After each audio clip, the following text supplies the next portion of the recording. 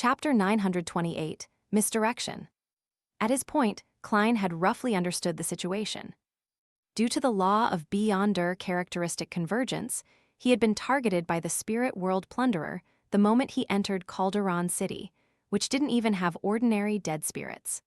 It first moved the golden disk of unknown origins to the predicted path, allowing his marionette to see it while walking past. As such, his attention was transferred to the transformation effect Calderon City had on the living. Following that, it used the giant blacksmith, which wasn't its sole avatar, to distract him further. Finally, it secretly arrived within control distance and achieved success in one try.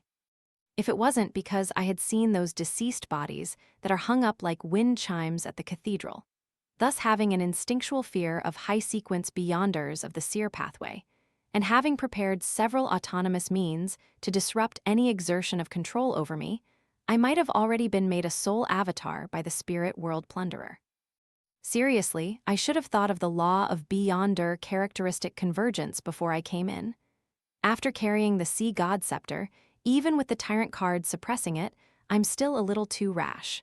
I nearly missed out on such a crucial detail. On the surface, I did seem as cautious as I usually am, but in fact, I had turned rash without realizing it. Yet, I didn't even believe I was being rash. Klein's thoughts raced before he raised the bone scepter-wielding arm and continued using Lightning Storm. If once wasn't enough, make it twice. If that still wasn't enough, do it a third time. In short, he had to take this opportunity to prevent the spirit world plunderer from escaping from the range of his attacks. This was the safest method, and it was also Klein's fighting style that he looked up to the most. If it wasn't because Lightning Strike had been greatly weakened in Calderon City, he even suspected that he could have gone over to pick up the beyonder characteristic already. And having already digested most of the Sequence 5 potion, his spirituality was sufficient enough for him to deal out such damage for a while. At this moment, the invisible figure wearing a translucent white robe burst into pale white flames. It appeared in midair several hundred meters away. The spirit world plunderer had used Flaming Jump, which was many times stronger than Klein's version, instantly pulling away from him. At the same time, in the rubble it was hiding in, a 4-meter-tall bluish-black giant staggered to his feet. The giant's chest was open, but there weren't any innards. However, it stood like a castle, standing in between the tyrant and the spirit world plunderer, blocking Klein's line of sight. And in Klein's eyes, its spirit body threads were gathered together, extending far towards the spirit world plunderer. It was obvious that it was a soul avatar. At the tip of the Sea God Scepter, the blue-colored gems lit up. A few bolts of lightning leapt out of thin air, mixing together into a huge silver arrow. Instantly, it smote the bluish-black giant's head. All the invisible defenses shattered, and like paper mache, the giant's head cracked. Countless bits of charred flesh splattered as his headless body evaporated amidst white gases that were tainted with dark green spots. All his vitality was robbed away. All of this happened in the blink of an eye. Klein, in his papal tiara and papal robe, raised the bone scepter even higher. The blue light radiated in ripples as howling wind blew up his cape. In a very large area of Calderon City's periphery, dark clouds quickly gathered. Under a suppressive layer, they made the area appear darker and more repressed. Smack, smack, smack. Bean-sized drops of water smashed to the ground, releasing dust that had accumulated over time. Splash. The raindrops pattered at an increasing pace, forming a catastrophic storm. The water extinguished the pale white flames and formed a stream that gushed downwards towards the lowest point of the city, right for the end of the deep pit. In such weather, Klein's Flaming Jump had been made ineffective, but it was likewise for the spirit world plunderer. However, to a tyrant, his spirituality could spread through the dark clouds, as though he had transformed into a deity that overlooked the land. Every dark cloud, every drop of water had become Klein's eyes. They allowed him to easily find the spirit world plunderer in every area that had its weather change. This invisible figure with the translucent white robe was hiding behind a broken pale white column. It hadn't left the periphery for the core region. Boom!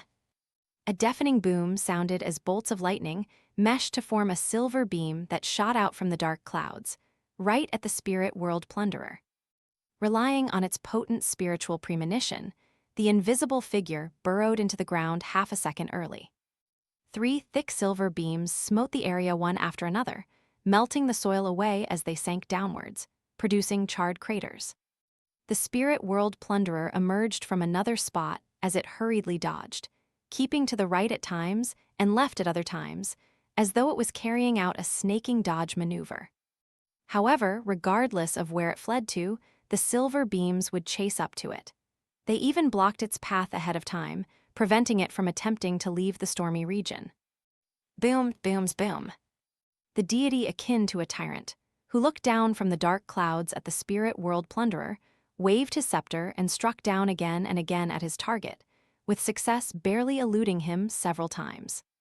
Klein turned more and more anxious, eager to immediately end the hunt. Hence, he unreservedly triggered the sea god scepter to increase the frequency at which bolts of lightning struck down. Suddenly, he felt a strong sense of exhaustion. This alarmed Klein, for he realized that something was amiss. The spirit world plunderer had the chance of retreating deeper into Calderon City at the beginning, so why is it staying around? It's clearly a spirit world creature without a physical body. It can burrow underground to avoid the lightning and a tyrant's notice, so why is it circling around from time to time? It's trying to make me attack. It has noticed that I'm not a demigod through my spirit body threads and my control over my marionettes. It wishes to drain me of my spirituality. Klein was alarmed. Combining it with his original encounter, he came to a realization of how intelligent the spirit world plunderer was. It was a rather crafty creature. At the same time, he also thought of a problem.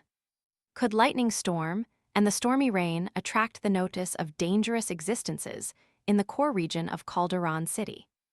I'm too rash. I keep neglecting the critical details. As thoughts flashed through his mind, Klein put away the sea god scepter. The heavy storm stopped as the dark clouds quickly scattered, the weather restoring to normal. Klein made Enzo return to his side with word of the sea, and he got Ludwell to protect him in the middle. Following that, he and his 2 marionettes walked out as though they were trying to leave Calderon City, while he still had some spirituality left. During this process, Klein had his spirit body threads vision constantly activated to prevent the spirit world plunderer from approaching him. He noticed that this creature's spirit body threads were somewhat special. A portion of them came out from its body and extended outwards normally. A number materialized externally and were bound together in a thick bundle, right into the translucent white robe. Klein suspected that this was the state when a spirit world plunderer controlled a soul avatar, making it different from a marionettist. As he shifted his gaze, he suddenly saw thin black illusory threads coming out from a collapsed house. A portion of them gathered into a thick bunch with its source in the distance. Klein didn't hesitate to raise his sea god scepter, creating a sonorous thunderclap. Boom! Amidst this sound that struck awe into one's mind and spirit, Ludwell suddenly raised his left hand. Half his body instantly turned illusory as his arm extended out extensively, heading straight for the collapsed house. Midway, his palm turned abnormally pale white. An illusory face protruded out and stuck out with a snake-like tongue which had white fur covering its surface. The tongue reached out far, penetrating the wall and stabbing at the spot where the spirit body threads were gathered. It immediately sucked on a distorted and blurry soul. Around the soul, a number of spirit body threads suddenly disappeared, as though they never existed. A portion of them was none other than the gathered bundle, the ones that came from afar. They were fake. The spirit world plunderer was able to create fake, illusory spirit world plunderers, or instantly swap location between the soul avatar and itself. Klein suddenly turned his head and looked elsewhere. Indeed, he saw a blob of spirit body threads swim over from underground at a fast speed. He once again used Sea God Scepter, releasing a thunderclap close to the ground, one that could awe his spirit body. Meanwhile, Enzo expended some of his remaining luck, adding bad luck to the target. Then, he shot out a silver bolt of lightning from the tip of the word of the sea. The bolt of lightning rather luckily passed through a crack and entered the ground, striking the assailant directly. It caused a portion of the spirit body threads to instantly vanish. It was also fake. Just as Klein reacted, his thoughts paused and his body turned numb.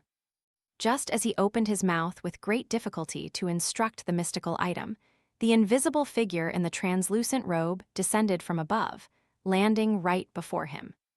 The spirit world plunderer had been hiding high in the sky, cloaking itself with the grayish-white clouds. The moment this invisible figure appeared, maggots began crawling out of its collar where its head should be. They were maggots with strange patterns covering them. Just one look at them sent his mind reeling. Although he broke out of the control of his spirit body threads, he also lost his ability to think. His face that was shadowed by the papal tiara began to grow meat tendrils. Each tendril was relatively transparent, like squirming worms. If it wasn't for the tyrant card's level supporting him, he would have fallen to the ground while struggling in pain. The spirit world plunderer had a mythical creature form to a certain extent.